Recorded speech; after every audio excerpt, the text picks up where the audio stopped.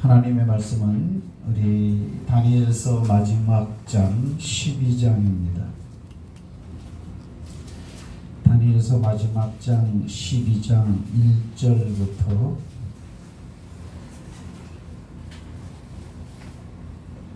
4절까지. 다니엘서 12장 1절부터 4절까지 다 같이 한 목소리로 통독하시겠습니다. 그때에 내 민족을 호위하는 큰 군주 미가엘이 일어날 것이요 또 혼란이 있으리니 이는 계급 이래로 그때까지 없던 혼란일 것이며 그때에 내 백성 중 책에 기록된 모든 자가 구원을 받을 것이라. 땅의 티끌 가운데에서 자는 자 중에서 많은 사람이 깨어나 영생을 받는 자도 있겠고 수치를 당하여서 영원히 부끄러움을 당할 자도 있을 것이며 지혜 있는 자는 궁창의 빛과 같이 빛날 것이요 많은 사람을 옳은 대로 돌아오게 한 자는 별과 같이 영원토록 빛나리라.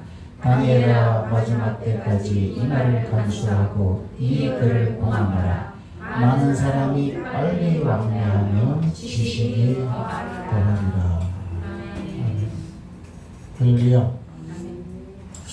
오늘도 하나님의 은혜가 우리 사랑하는 주행의 온 가족들, 식구들, 하나님과 생각과 특별히 믿음에 충만하게 임하기를 주의 이름으로 축복드립니다. 오늘 제가 예배를 드리기 전에 잠깐 좀 서두로 몇 마디 드릴 말씀이 있어요. 이 말하다가 오늘 이제 끝날 수도 있을 것 같은데 칠판 내용에 들어갈지는 모르겠어요. 지금 요 몇 주간 제가 하는 것은 종말론입니다. 종말이라고 하는 것은 현세에 우리가 추구하던 목적과 가치와 좋음과 소중함과 그 모든 것이 끝난다는 전제하에서 전개되는 말입니다. 이 말은 우리가 지금까지는 들은 설교가 잘 되시기 바랍니다.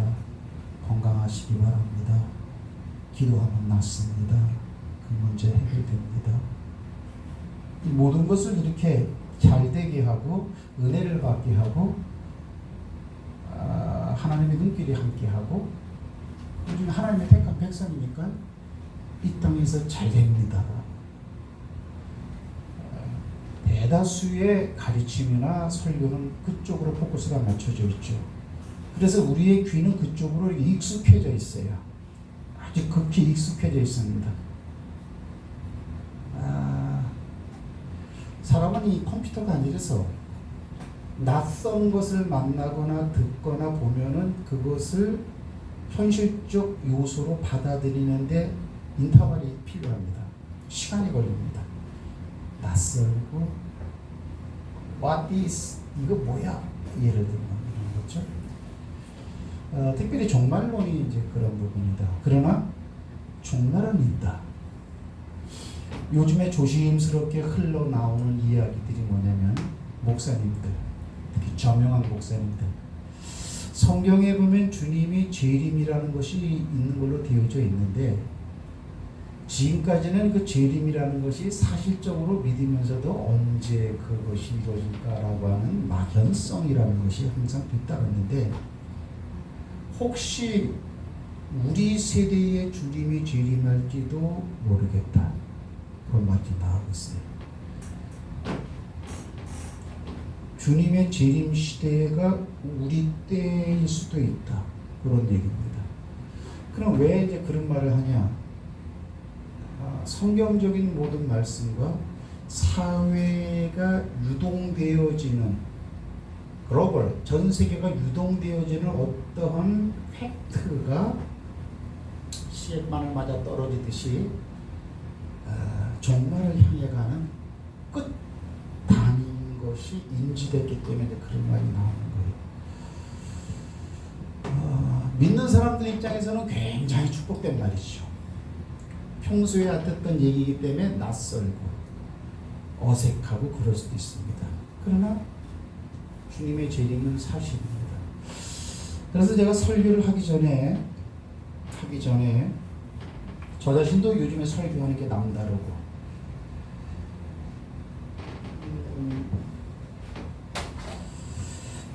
오늘 여러분들이 이제 집에 가시면 제가 교회 단톡방에 유튜브의 요 부분을 한번 참고해서 보십시오라고 제가 이렇게 링크를 걸어놓거든요. 제가 먼저 번에는 조금 제가 실수를 한 것 같아요. 한 가지 제목을 유튜브로 쳐도 그 제목에 대해서 반대 입장의 유튜브가 있고 찬성 입장의 유튜브가 있고 비판 입장의 유튜브가 있고 무용론의 유튜브가 있고 동영상을 올리는 사람의 가치관과 색깔론에 의해서 한 제목이지만은 천차만별의 내용이 유튜브에는 지금 번능하고 있어요. 그래서 이제 이것도 이제 지혜죠, 그죠? 굉장히 큰 지혜입니다. 그래서 제가 이제 링크를 하나 걸어놓을 거예요. 단 그거는 제가 늘상 얘기하지만은 아무것도 아닌 거예요. 그냥 참고용이야.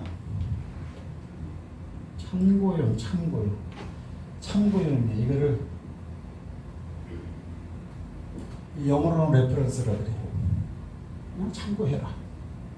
그리고 이건 틀린 거야. 참고는 그렇게 참고라는 것은 성격이 이건 아닌 거야. 나한테 아무 영향을 안 받습니다. 근데 참고용의 영향을 받으면 안 돼. 이것이 팩트처럼 영향을 받아버리면 큰일이야. 이거는 인터넷상의 내용뿐만 아니고 강단에서의 설교도 마찬가지예요. 제 설교도 마찬가지.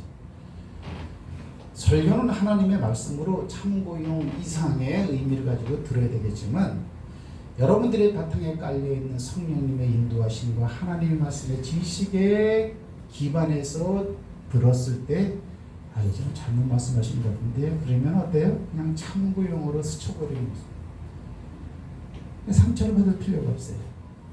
맞는 것은 받아들이고 그거는 제가 이제 예전부터 제가 그런 입장을 유치해왔고 저도 누가 무슨 말을 하든지 그 사람이 심지어는 학생이라 치더라도 저 학생이 하는 말이 하나님의 말씀이라면 그건 학생 말이 아니고 하나님 말로 저는 받아요. 반대로 아주 위대하고 저명한 대학 교수라도 학자라도 또는 그가 쓴 글이라도 성경 말씀과 맞지 않으면 나는 참고로 좀 빼버립니다. 그런 지혜와 지식과 총명이 있어요. 문서화되고 하나의 어떤 그런 완성본으로 나온 어떤 그런 영상이라든가 뉴스 매체 그런 것을 우리 동양 사람들은 특히 한국 사람들은 무조건 맹종적으로 그걸 믿어버리고 거기에 엄청난 영향을 받아버리는 그런 단순성이 있어요. 그런데 그러면 안 됩니다. 참고용입니다. 참고용. 이거는 성경적으로 맞다. 재밌어요, 여러분들 보면은. 그런 분별력도 필요해요. 분별력을 가지려면은 이런 것을 접해봐야 돼요, 여러분. 믿음이 없는 사람은 휩쓸려 버릴 것이고, 믿음이 있는 사람은 거기에 대한 분별력이 있을 것이다. 저는 여러분이 그런 분별력이 있는 수준까지 올라왔다. 다른 말로 말하면, 혹시 유튜브를 들으시는 다른 교인들이 있다면 미안해요. 여러분들보다는 우리 교회 성도들 수준이 엄청나게 높기 때문에 제가 이런 얘기를 합니다. 뭐냐면은 이 내용이 뭐냐면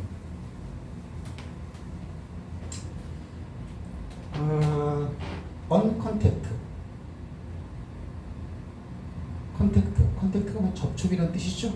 컨택트 렌즈. 그러면 이 눈알하고 딱 붙었다는 거예요. 이렇게 컨택트 렌즈. 컨택트하면 딱 붙었다는 거예요. 근데 앞에 영어로 on이 붙으면은 not, 아니다, 반대의 의미가 있어요. 그러니까 비접촉이라는 뜻이에요.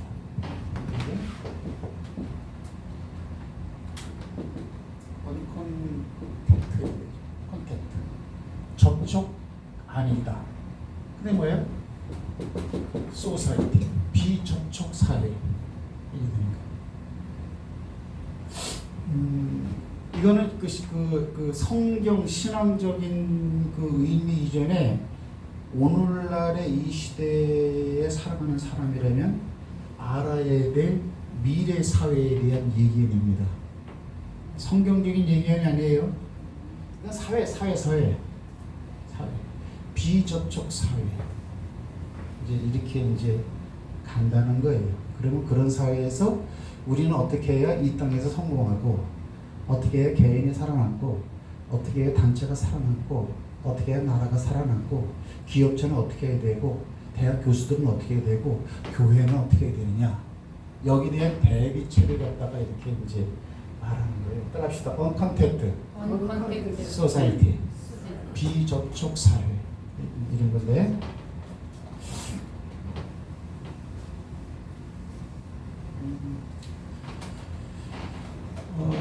물론 이것은 코로나19가 시발점이 돼갖고 나온 것들이에요. 이제 서점가에 들어가면은 이런 비접촉, 언컨택트에 대한 이런 책들이 이제 한 4-5권 나오기 시작했어요. 예. 아직 일반 사람들은 몰라요. 그냥 큰일 났다 허둥허둥만 되고 있어요. 이게 저기 그 목사님이 그 시중에 나온 책을 갖다가 그냥 소개하는 영상이에요. 이 책의 내용은 이런 겁니다. 이 책의 내용은 이런 겁니다. 이렇게. 그러면서 교회와 연관돼서 이 비접촉 사회에서 교회는 어떻게 행보를 취해야 이제 이런 급변하는 시대에서 살아남을 수 있습니까? 이제 이런 내용을 이제 하는 거죠. 거기에 이제 몇몇 가지 얘기 중에 한 가지가 뭐냐면, 예전에는 대학 교수님들은 노트 한 권이면 일생 우려 먹었단 말이야.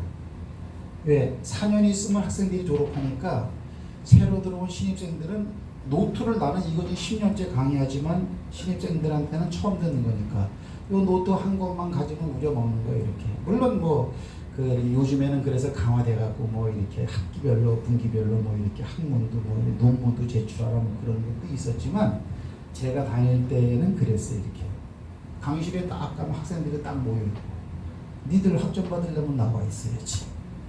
중대를 딱 칼자루를 갖다 교수가 잡고 있으니까, 더구나 그것이 필수 과정이라면, 과목이라면 듣기 싫으나 듣기 좋으나 와서 시간을 이수해야 된단 말이에요. 이렇게.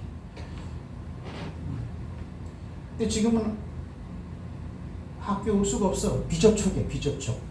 그러니까 교수들도 강의안을 갖다가 소셜 네트워크를 통해서 강의안을 쓰는 그걸 제출하시고, 이 머리가 굳어버린 지금 교수들 난리가 난 거야. 왜?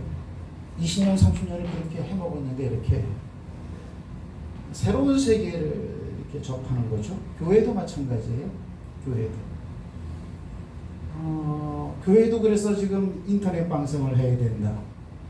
여러분, 이제 재택근무 많아집니다. 재택근무. 알아요? 개개인의 전문성을 갖다가 요구하는 사회가 됩니다.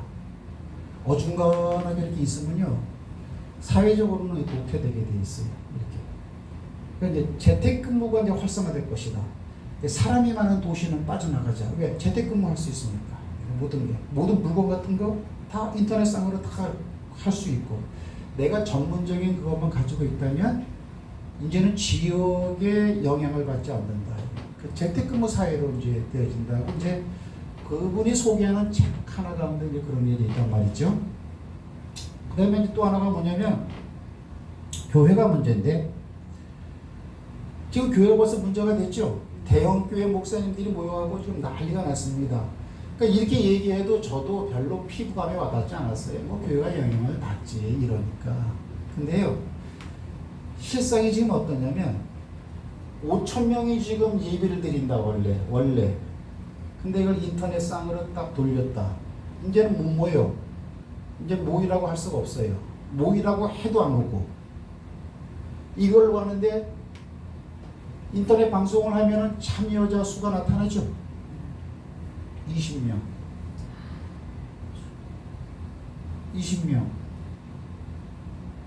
그런 거예요. 그러면 그 큰 덩어리는 뭘로 운영해요? 여러분들 헌금 내야 되잖아.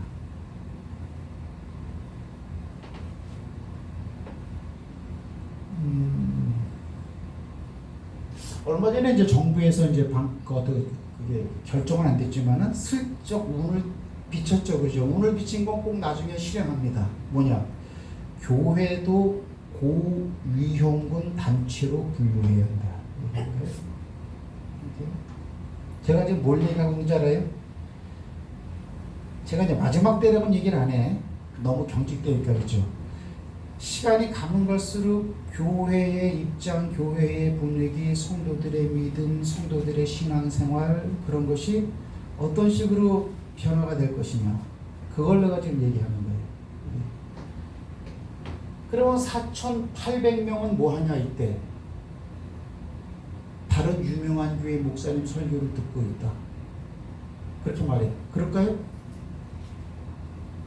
다른 유명한 교회 목사님 그때 설교 시간에 그러면 플러스 4,800명이 들어가 있을까요? 안 데리고 있어요.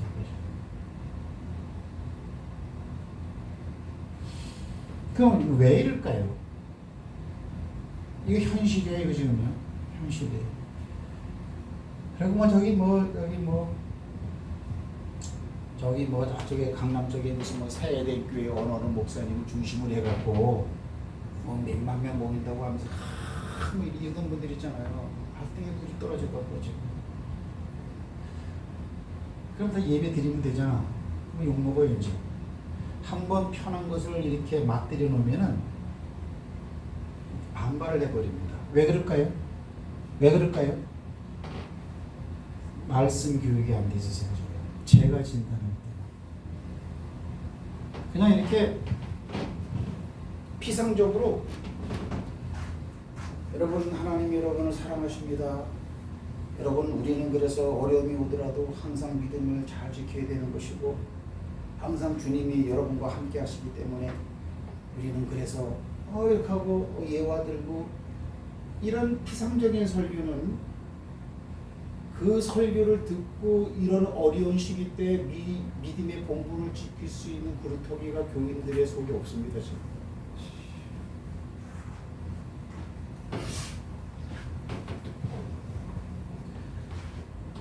그럼 어떻게 해요? 지금의 교회의 시스템은 뭐예요? 담임 목사님이 있으면 담임 목사님 밑에 부목사들이 한 20명 있습니다. 큰 교회. 신방 전도사는 한 50명, 3, 40명 됩니다. 여전도사.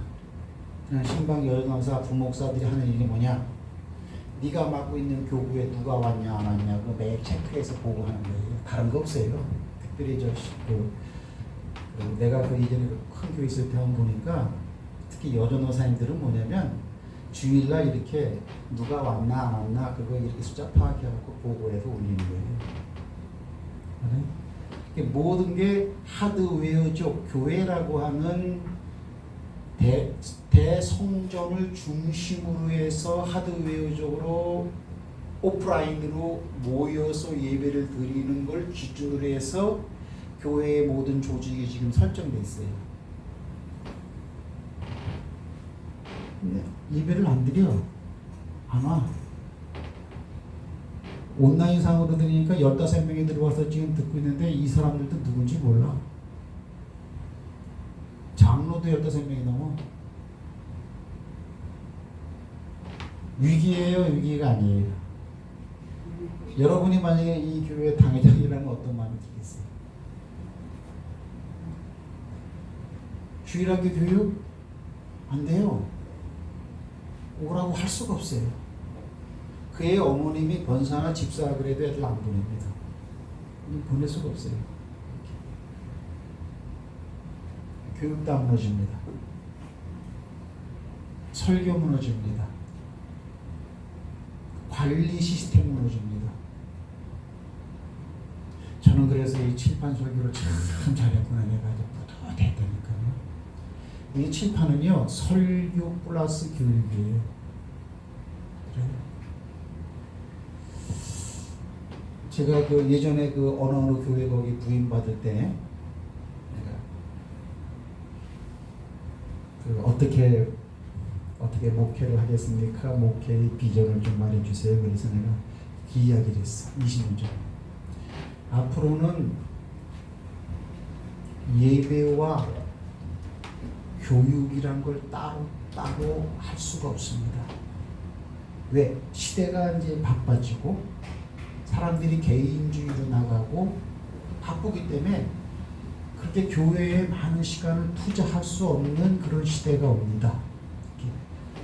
그때는 그냥 뭐 주일 예배 예배드리고 또 성경 공부 무슨 뭐 크로스웨이 뭐 일대 성경 공부 제자 양육 평신도로 깨운다 무슨 뭐 또 무슨 뭐 D12 뭐 이런 거 그냥 또 따로따로 했단 말이에요. 평일날에도 화요일날 어느 반은 모여라 뭐 이렇게.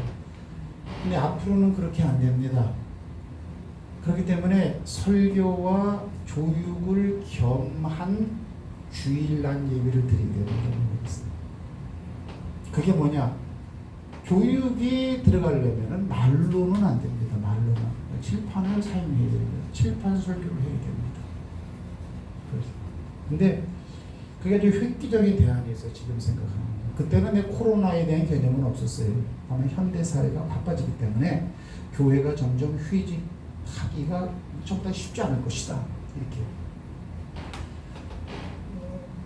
하나님의 말씀이 이슬비의 옷 젖듯이 우리들의 마음속에 차곡차곡 잡혀져 있어야 이런 시대가 오면은 시대를 극복할 수 있는 힘이 생기는 거예요.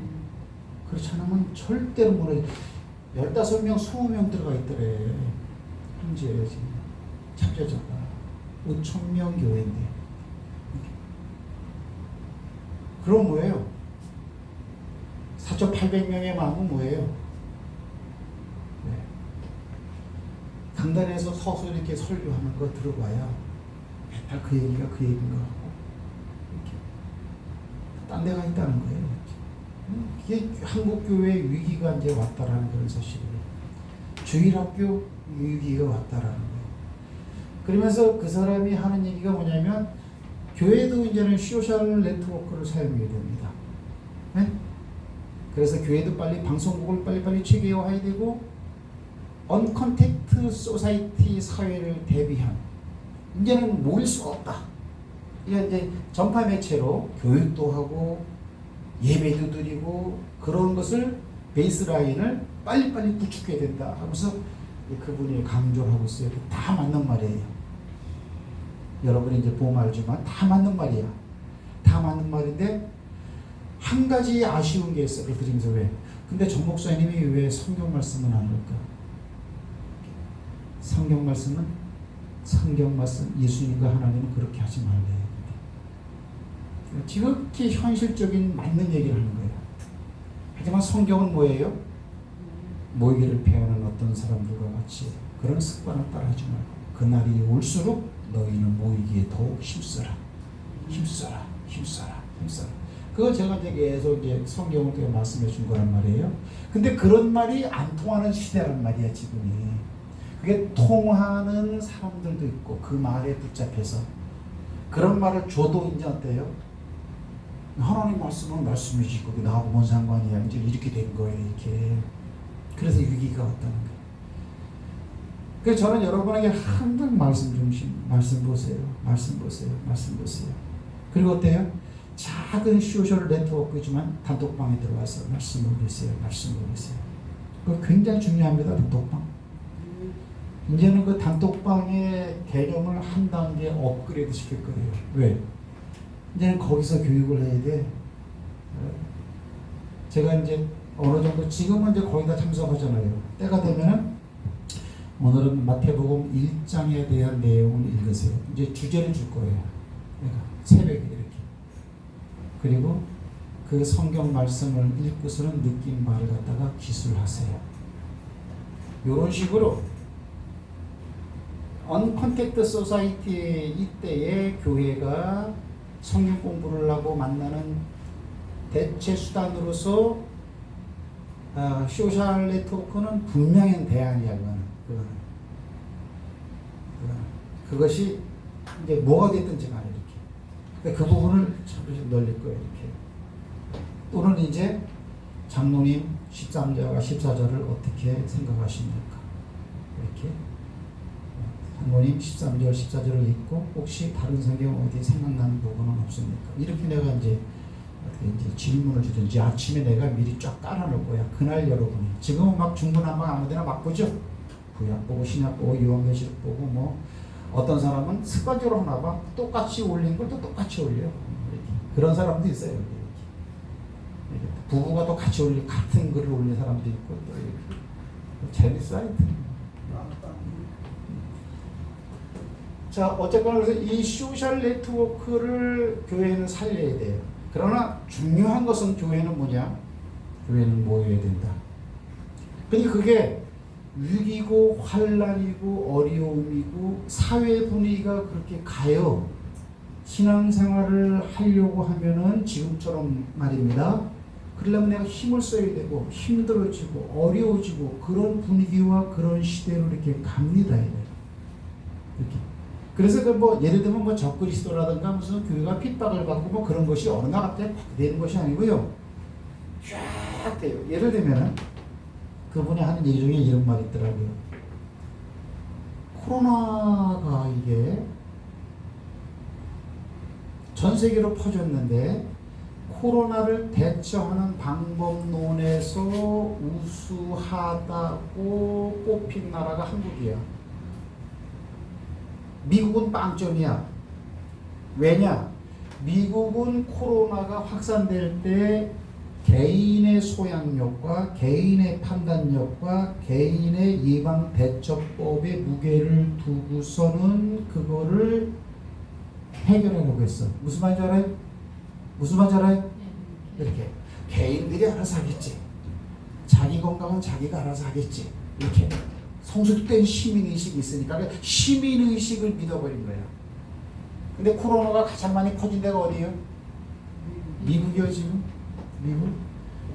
그럼 그러나마 코로나가 적게 퍼진 나라가 어디냐?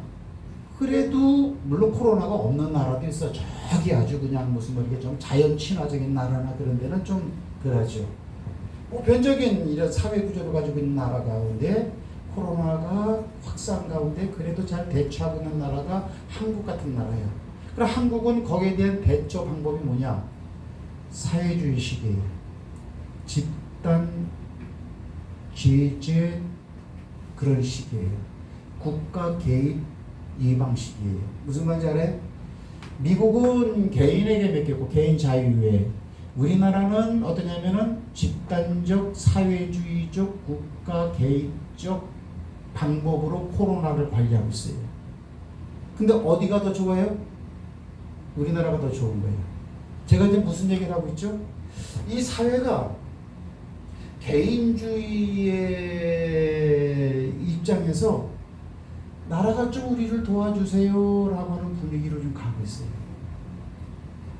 우리는 못하니까 누가 나서가지고 이 문제를 좀 해결해 주세요 이렇게 좀 나오고 있어요. 이런 쪽으로 가고 있어요 지금. 제가 말하는 그 사회주의라는 것은 꼭 공산주의 뭐 그쪽으로 이렇게 하는 게 아니에요. 사회주의라는 게 원래 그런 거예요. 이렇게.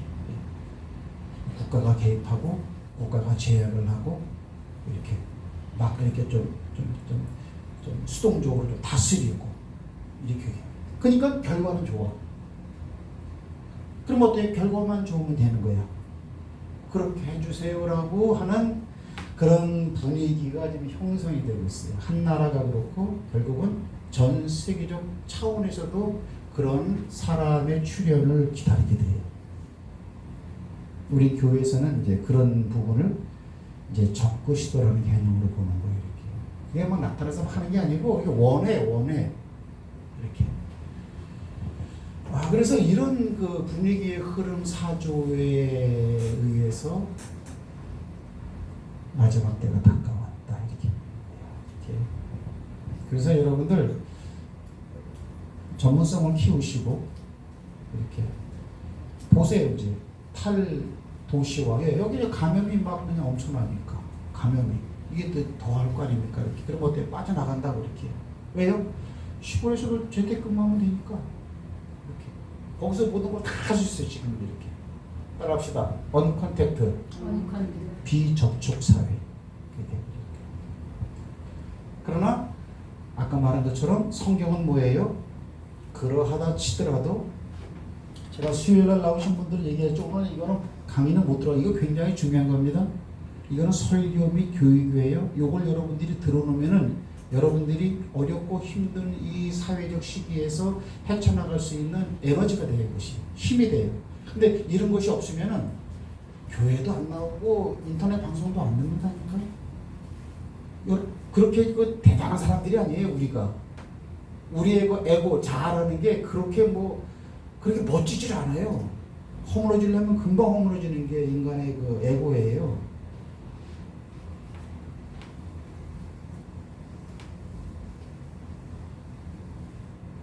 보세요. 애굽에 내렸던 재앙이 10가지가 있죠. 그렇잖아, 그죠? 첫 번째 재앙은 뭐라 했죠? 장군이 한 번 말해보세요. 나는 까먹었어. 네? 피재앙.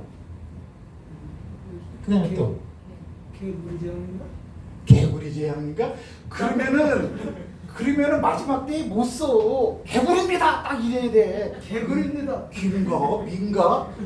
이러면 이게 흔들린다니까 이게.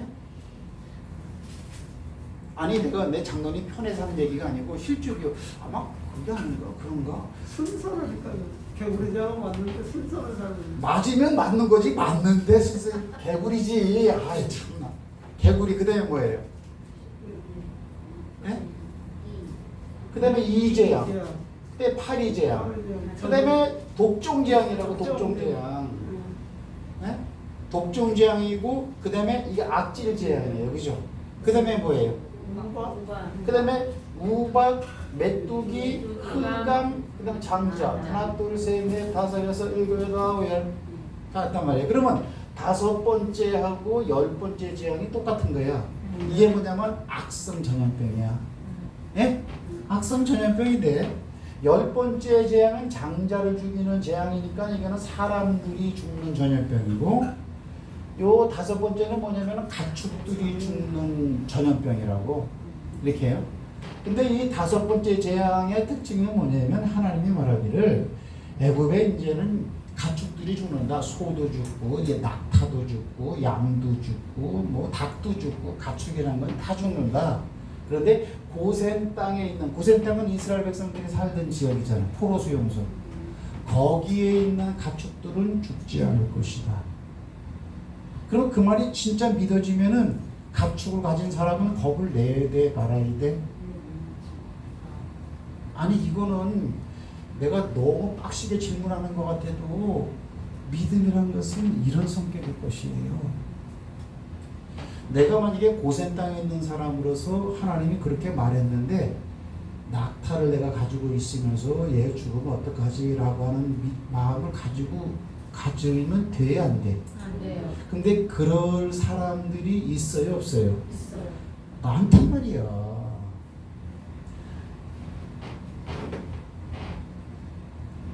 이집트란 나라가 커. 이집트란 나라 큰데 이집트의 대부분은 다 사막이에요. 내가 비행기 타고 1시간을 내가 종단을 해봤어.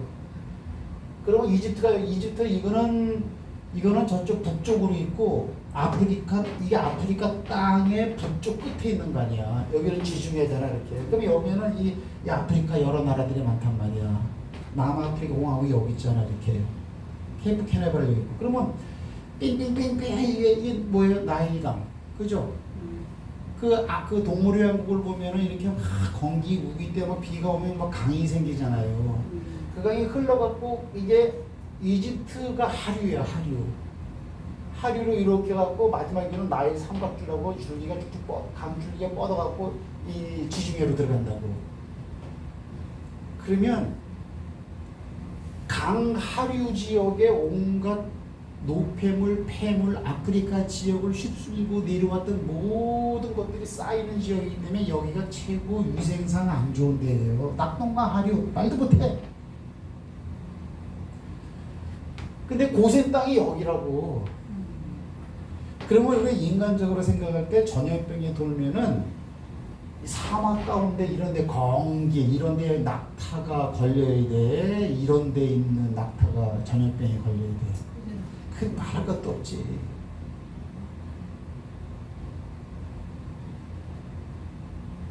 지금도 돼지열병 그 북한에서 내려왔다 그래갖고 임진강하고 북한강은요 철조망 다 쳐놨어. 돼지가 못 내려오게 하려고. 거짓말 아니에요? 돈 들여갖고요 철조망 정도가 아니고 아주 그냥 아주 튼튼한 걸로 다 막아놨다고 평화했던 그쪽다 이렇게. 왜? 돼지 열병인데 왜? 돼지가 헤엄을 치거든. 임진가 바로 여기만 거도 다 막아놨어 이렇게.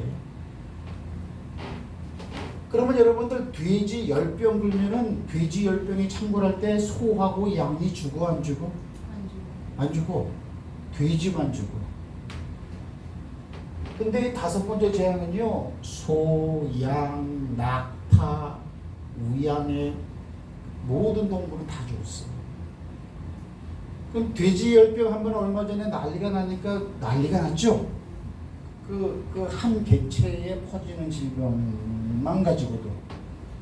근데 여러분들 모든 동물에게 다 퍼지는 이런 전염병이면은 이거는 악성 중에도 최고 악성 전염병이죠. 그죠? 근데 하나님의 말은 뭐냐?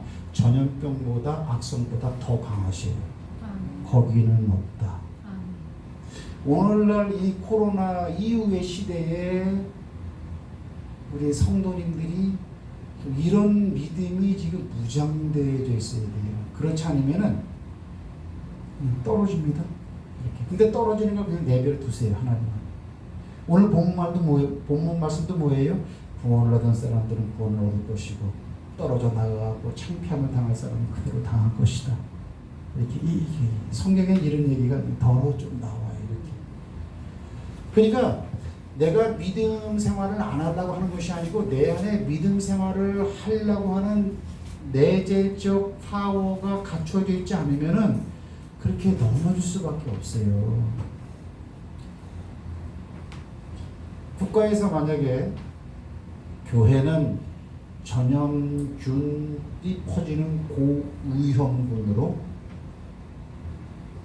이 법을 어기는 사람은 1,000만 원의 벌금이 떨어집니다. 만약에 그랬다고 합시다. 그거는 믿음의 문제야. 법에 대한 대처는. 그럼 어떡하겠어요? 내가 볼 때는 지하철이 더 100배 1000배 위험한 장소인데 버스 아니나? 우리가 위생관념으로 보면 우리는 뭐 일주일에 한 번 모였다고 흩어지지만 직장생활이나 그런 데가 얼마 전에 무슨 뭐 게이바 거기서 3,000명 뭐 일어났을 때는 눈 딱 감고 모르던 그런 게. 그 이런 흐름을 잘 보셔야 돼. 왜 이럴까? 개들이 더 심했는데 왜 이럴까? 목요일 날도 뭐 포괄적 차별금지법 상정됐죠? 여러분 그거 보통 문제 아닙니다. 내가 볼 때 지금 아무것도 모르고 있어 지금 여러분들이 그거를.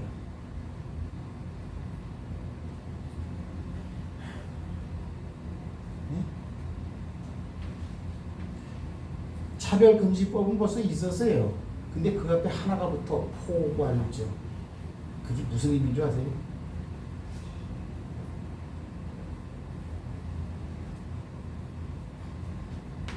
자, 하여튼 그러면 이럴 때에 야 여기는 우리 약대나 양이나 소는 안 주고 하나님이 그랬어. 그 말씀을 믿는 사람은 상황이 어떻게 휘몰아쳐도 내 신앙을 지킬 수 있는 거예요. 근거는 말씀을 붙잡을 수 있는 힘이 있는 사람만 그래요.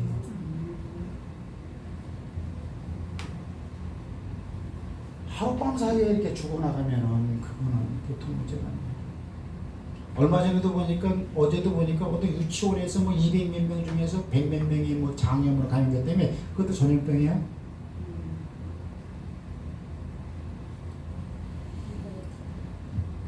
오늘은 그냥 이거 그냥 끝낼게요. 저는 지금 여러분에게 부탁드리는 게 뭐냐면은 여러분들은 자부심을 가지고 계셔야 돼. 무슨 자부심? 다른 교인들보다 어려움이 와도 어려움을 극복할 수 있는 힘이 여러분에게는 있어요. 정말이에요.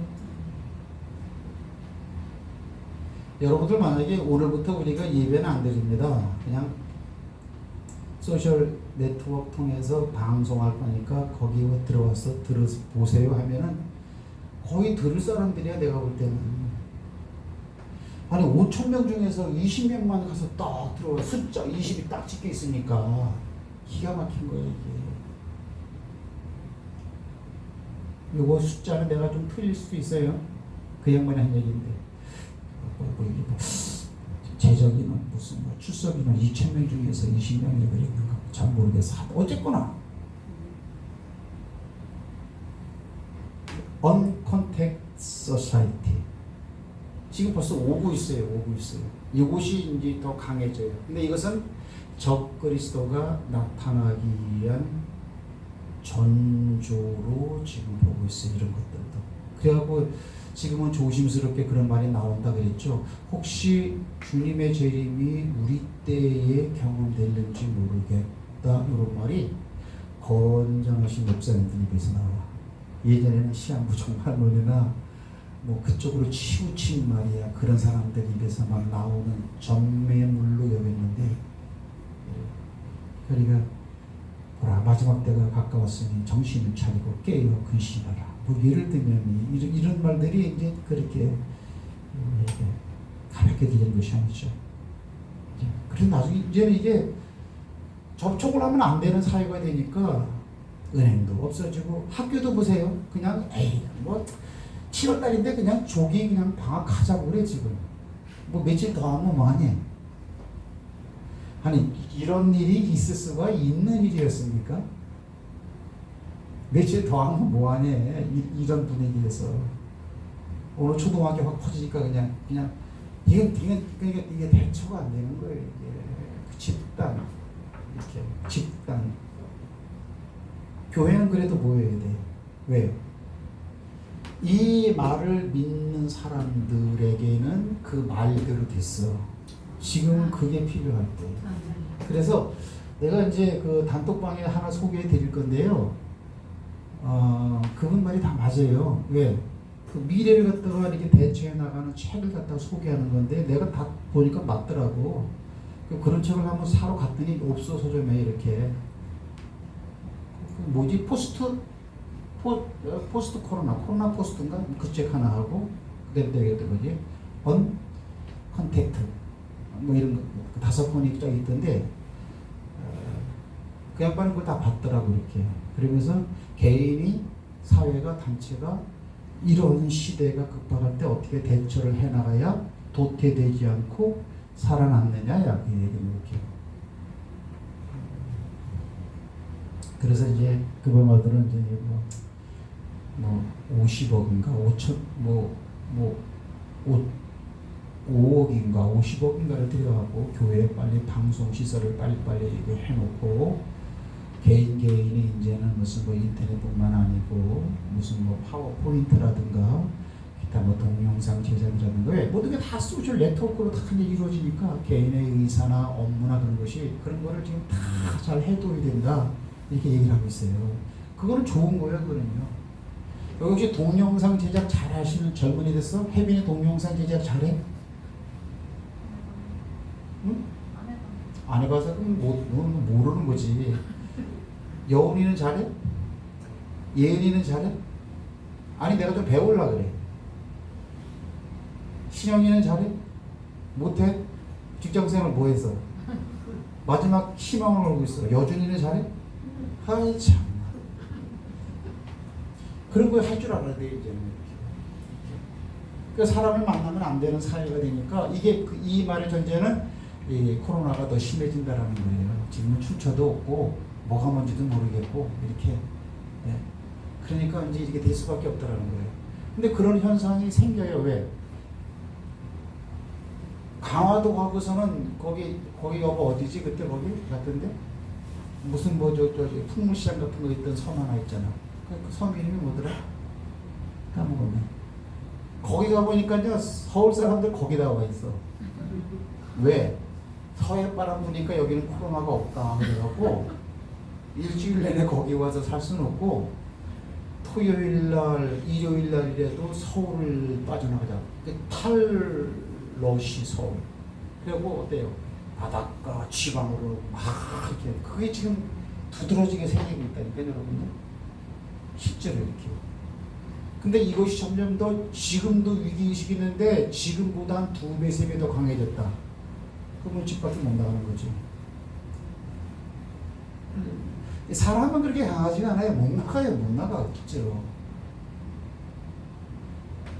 근데 하나님이 하시는 전염병은 강해요.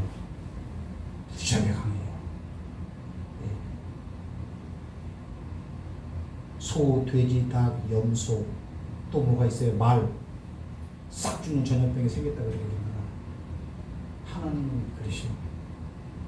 또 제가 말씀드렸죠? 사무엘하 21장에 그죠? 하루에 7만 명이 죽어버리는 다윗 때의 전염병. 그거는 지금보다 뭐 하룻밤 사이에 애국 얼마나 큽니까? 그죠? 그 장자가 하룻밤 사이에 죽어버리고 지금은 악성이라도 병원에 입원해갖고 시름시름 앓다가 뭐 치료하다가 안 되면 죽잖아요. 그죠? 양성 판정되고 죽을 때까지는 그래도 시간이라는 게 좀 있는데 이때는 하룻밤에 죽어버려서 그러면 무지무지한 악질 악성 전염병이 있어요. 이거 하나님이 하셔요.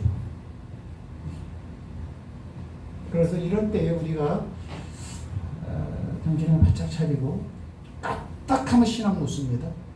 그건 여러분이 신앙이 나빠서가 아니고 약해서 그래요. 약한 사람은 놓을 수밖에 없어요. 약한 사람은 놓을 수밖에 없어요.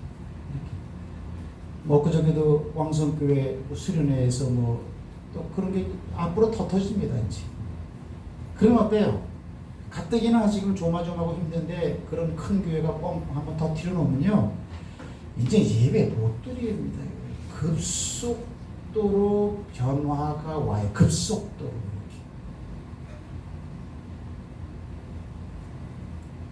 한 뭐 300명, 200명만 모이는 교회들도 뭐 예배 드리러 나오라고 말할 수 있겠어요? 드리는 교회는 드리고 있겠지만 말씀이 만약에 바탕에 깔려있지 않는다면 교인들이 얼마나 불안하겠습니까? 솔직히 말해서. 그래서 마지막 때에는 믿음이 필요할 때다. 매네매네 되기를 물어가시는. 그래서 벨세살 왕을 갖다가 하나님이 달아봤다라는 거죠. 하나님의 마지막 때 이런 거 개인의 신앙과 믿음을 달아본다라는 거예요. 이렇게. 인격이 나쁜 것이 아니고 믿음이 나쁜 것이 아니고 약할 때는 어때요? 이렇게 타협하고 흔들릴 수밖에 없는 인간의 한계의 구조성을 우리가 가지고 있기 때문에 그거를 극복하고 올라갈 수 있는 그것은 유일하게 하나님 믿는 건 하나님밖에 없어요. 그건 알고 있는데 도대체 하나님을 믿는다는 게 뭐냐 이거예요. 도대체. 하나님은 나의 구원자세요. 하나님 나를 지켜주실 거예요. 그걸로 여러분들 코로나 사태가 더 심하대도 그걸로 붙잡고 있었을 것 같아요. 단순한 그 말로. 그거 모르는 사람이 어디 있습니까? 그래서 이런 사회적인 분위기가 이런 모든 것이 사회적인 분위기를 제가 얘기하고 있지만은 개인의 주권과 인격이 조금 약화되고 사회적, 정치적, 국가적 단위의 힘이 필요로 해줘야 안정을 찾을 수 있는 사회로 지금 변하고 있다는 거예요. 그게 제 말의 요지는. 그래서 어떻게 막 여기저기 죽어나가면 나라가 좀 어떻게 해주세요. 이래야 될 거 아니에요. 여러분 개인이 어떻게 할 수 있습니까? 그런 일을? 미국은 그랬다가 지금 된통당했어. 한 국가가 그러면 전 세계도 그럴 거라고 한 거예요. 왜? 코로나는 전 세계적인 것이거든요. 어떤 문제를 타개할 어떤 사람이 필요한데 이렇게 분위기가 이렇게 형성되고 있는 거를 여러분들은 부인할 수가 없을 거예요. 저도 부인할 수가 없어요. 이렇게. 근데 이 시대에 성경적인 백그라운드로 놓고 볼 때 그 사람은 적그리스도라는 거예요. 사람들을 위해주고 사람들의 공의와 평안과 나라의 질서와 안정감을 주는 사람이에요. 그러다가 확 변합니다. 그거는 다니엘서 12장 짧은 글에 다 나와 있어요. 그게 굉장히 중요해요. 이렇게. 저는 이 말을 믿어라. 아멘. 아멘. 이 말을 믿어라. 아멘. 그럼 저는 뭐냐? 이 말을 믿게끔 성경을 풀어주는 사람이에요. 아멘. 요 내용을 모르는 성도들은 없겠죠. 단순하게 그죠. 하지만 그렇게 알아가지고는 그것 비스무리한 상황이 전개됐을 때 믿음을 유지하지 못한다는 거예요. 저를 보세요. 이거 사람입니다. 사람은 80kg의 쇳덩어리가 머리 위에 올라가 있어도 사람은 이상 없습니다. 맞죠? 맞죠? 80kg 정도는 견딜 수 있잖아요, 이렇게. 근데 이렇게 말해버리면, 이렇게만 말하면 그거를 듣는 사람이 물렁물렁한 살밖에 없는데 어떻게 견디요? 이랬나니까. 그러나 사람 속에는 뼈대라는 게 있습니다. 근육이라는 게 있고 힘줄이라는 게 있고 허리는 대단히 강한 것이고 상하를 받쳐줄 수 있는 이 요추를 중심으로 하는 골반을 중심으로 해서 대퇴부 이 뼈는 생각보다 강합니다. 이걸 믿으세요. 80kg가 아니라 100kg도 견딜 수 있습니다. 이렇게 가르쳐주면은 신뢰가 된다 이거야. 성경 말씀이나 성경 공부도 그냥 사람이면 80kg를 이길 수 있어요. 그래 버리면은 물렁물렁한 살로만 돼 있는데 어떻게 80kg가 내려오는데 견딜 수 있나? 이렇게 하면서 이 말을 신뢰를 못 한다는 거예요. 해야 돼. 가르치는 점은 굉장히 중요하더라고요. 성경도 그렇게 얘기하고 있어요. 그래서 저는 설교와 교육을 겸해서 하는 거예요. 그리고 성경을 구약에서 신약까지 모든 것을 체계적으로 입체적으로 여러분에게 주려고 그래요. 왜? 예수님이 그렇게 가르쳤으니까. 바울이 그렇게 가르쳤으니까. 베드로가 그렇게 가르쳤으니까. 정말이에요. 예수님도 그렇게 가르쳤어요. 그래서 오늘 제가 링크 걸어놓을게요. 그냥 한번 뭘로 들어라? 참고형이야, 참고형. 휙휙 이렇게 그냥 막 급격하게 휩쓸리면 안 돼요. 그런 사람은 아예 인터넷 자체를 하지 마세요. 인터넷이 얼마나 오염이 많은 곳이거든요. 요거는 다음 주에 하면 되겠죠. 이렇게요. 그래서 믿음으로만 삽니다. 아멘. 아멘. 그래서 그거 오늘 한번 들으시고요. 그 다음에 제가 말한 것처럼 이제 단톡방을 조금 더 강화시킬 거예요. 시대적으로 이런 것이기 때문에 거기서 성경 공부와 조금 더 지금은 말씀만 이렇게 올리는데 한 단계 업그레이드 돼갖고 이렇게 하는 그런 쪽으로 해나갈게요. 우리 교회는 그래도 튼튼해요 지금. 내성이 분위기가 얼마나 튼튼한지 아마 이런 교회가 별로 없을 겁니다 지금. 이렇게 여러분 가운데 불안한 사람도 있긴 있겠지만 사람인데 그래도 여러분 이깁시다. 아멘. 옆 사람하고 한번 눈 인사합시다. 하나님이 함께 하십니다. 하나님이 함께 하십니다.